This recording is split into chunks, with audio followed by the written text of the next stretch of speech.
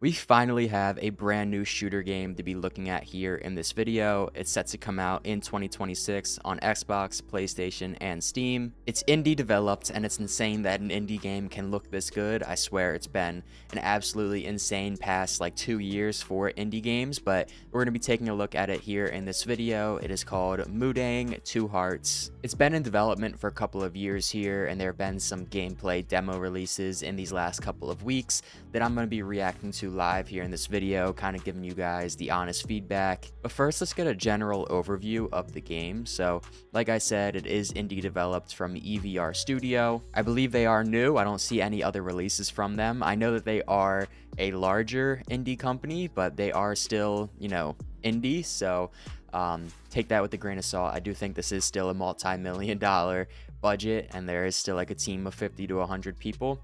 But in a unified Korea, masked terrorists strike at the heart of Seoul. Ji Jong-tae, a soldier sent in to stop the attacks, stumbles upon a K-pop star named Gavi at the center of the unfolding crisis. As their stories intertwine, a chilling truth begins to take shape. So, honestly, it seems like a really cool game. It kind of has that Last of Us inspired like vibe to it. And it's single player, it's third person, it's narrative driven. Actually, I guess we'll take a look at this about section of the game as well. Someone is using your rage, an immersive blend of tactical stealth, visceral combat, and cinematic storytelling set on a politically volatile Korean peninsula. MUDANG Two Hearts is a narrative-driven third-person action-adventure that blends cinematic storytelling with immersive stealth and dynamic combat. Built on our state-of-the-art performance capture pipeline, our game integrates fluid motion-matched animations, open-ended level design, dynamic spatial audio, and intelligent AI, all woven seamlessly into the narrative to deliver a harrowing journey through a fractured future Korea. This isn't a story of triumph or glory, it's a search for truth. You are challenged to uncover that truth for yourself as you confront engineered emotions, falsified information, and manipulated beliefs throughout the story. When even your rage and innermost beliefs may have been carefully shaped by unseen hands, truth becomes your only weapon. Alright, enough of reading words. Let's actually take a look at some of this gameplay. Now, just to be truthful with you guys, I did scan through some of the gameplay to see if it was worth actually reacting to. So, but for the most part, it is mostly a genuine like first reaction kind of thing here. So, it's kind of like this futuristic vibe to it. These first few seconds are like an overview of some some of like the gameplay movements, mechanics, and then it kind of slows down a little bit here in a few seconds and gives us a little bit more of a step back and overview of what the game could look like in real time. So there is a lot going on here, but it does slow down. So we see a mission here. It seems like there is a lot of stealth going into this game, which is something that I love. You have the silencer on the pistol. You kind of have the indicators to see when the enemies see you.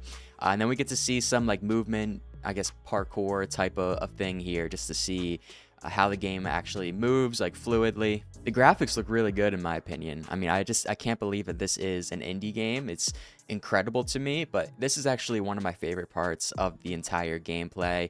This Assassin's Creed level of thing, the guy's on the roof and then jumps down on the guy and assassinates him and then just knifes this guy to death. I just love it. Like it's not necessarily like, it does not have an Assassin's Creed vibe to it at all, but like I just love that Assassin's Creed like mechanic of just jumping down on somebody. I also love this part where there's like a struggle to kill him with the knife, almost like there's going to be some variation in some of these assassinations. Again, here we see the jump from above kind of thing, but doesn't it give you guys like that Last of Us like vibe to it? I will say the lighting does look a little bit weird, but this is early on gameplay. Like none of this is final at all. It sounds like they still are in the development phase, hoping for 2026. Here it looks like we have some kind of a weird technology thing going on where this guy just like disappears and reappears. So I'm not sure. It does say that it's futuristic Korea. I'm not sure how far in the future we are. I like the simplicity of the HUD as well. If you guys look at like the bottom right hand corner of the screen and also just at the bottom of the screen there, it's very like simple and basic. It doesn't take up too much. I just like the clean design, the clean look of it. And it looks like we have a quick time event here too, where you have to press X, A, and B to be able to get out of that, I don't know, clinch with that guy, I guess. So it seems like there's a lot of aspects of games that we like in this, third person shooter. So I love this part of the trailer when he goes to assassinate this guy. He pulls him over that little table there, and then again another struggle animation when he's trying to kill him with the knife. So I love the realism of it. It seems like that's going to be a really big part of this game, and looks like the combat, mechanics are also really great. That's another important part. It's a lot more than just shooting. It is a third person shooter, but a lot more goes into it than just the shooting. So again, the movement looks really great. This mission kind of looks terrifying. There's just random people popping up all over the place, and he's trying to get out of there. We have some sliding mechanics, some rolling over table mechanics. Looks like he just picked up ammo from the ground to be able to kill these guys, and he's got some interesting aim. From the gameplay, it's kind of like there's just a lot going on. It's not like it's a third person shooter where it's multiplayer or co-op or anything like that. Like, it's a narrative story driven game. From what it seems like, there's just a lot going on where it seems like you're trying to kill these AI combatants. So I'm not sure what like the pacing of the story is, or like if the missions have any kind of like meat and potatoes to them, or if it's just like Mind's Eye is a good example where you're just kind of like killing people for no reason and the missions had like no weight to them at all. There was no meaning. Obviously this is just entirely a demo gameplay, pre-alpha, everything like that. So we don't really know anything about the story. This is just very bare bones, but I'd say it looks pretty promising. The actual shooting mechanics themselves look pretty good. Of course, that's very important as a third-person shooter. The story, from what it seems like, with like the whole description and everything, also looks really interesting, and it looks really polished. Like, it does look really good. The movement looks really good. The graphics look really good. I'm excited for the assassination part of the game and the stealth part of the game.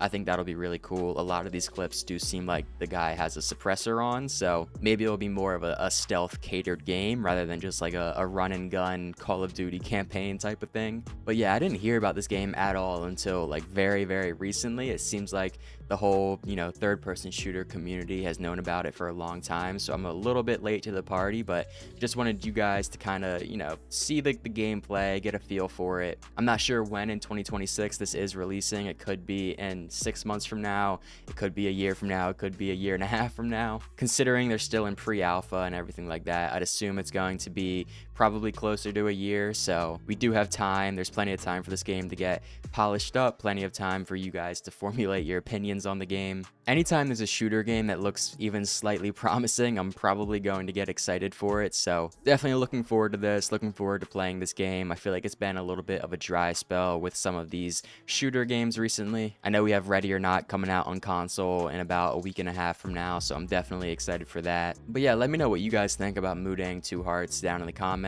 Do you think maybe it's too ambitious for an indie studio? Maybe it's a little bit too much? Or are you guys optimistic for the game? I'd like to say I'm optimistic for it, but that's as long as Microsoft doesn't buy the studio and cancel the game before it actually comes out. So let me know what you guys think down in the comments. And besides for that, thank you so much for watching, and I'll see you all in the next one. Peace.